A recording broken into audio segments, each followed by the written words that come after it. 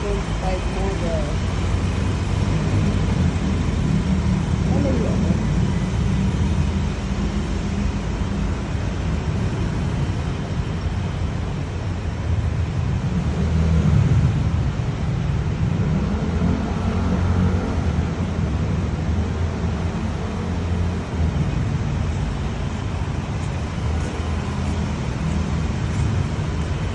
Natin.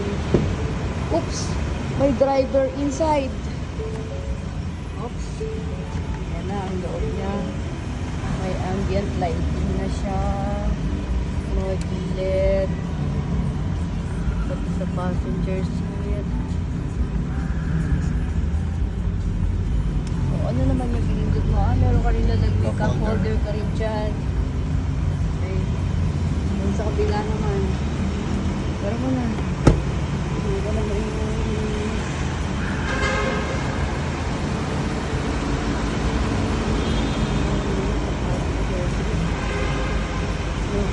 Everest Titanium 4x4. Ang higpit pa ng ano niya. Dito. At dito din, meron din cup holder. Para hindi ko saan ilalagay ang inumin. O ano naman yan? Yun. Ayan. Ganda lang. Lagyan niya.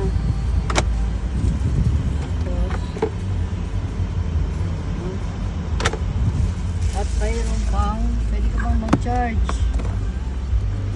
Wireless yan. Ganda. Ano po yung mga bago dyan?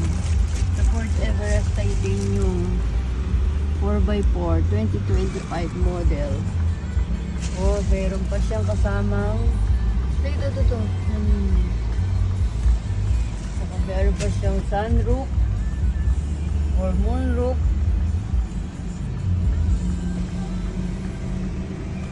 Ayun, ganda oh. Yan ang gustong-gusto mo eh, no? Kaya yan ang kinuha mo eh. Siyempre. Ganda oh. Tapos automatic pa, pagka binuksan mo yung pinto, umiilaw siya. Tapos pag sinara mo yung pinto, isa siyang mamamatay. Pag binuksan mo,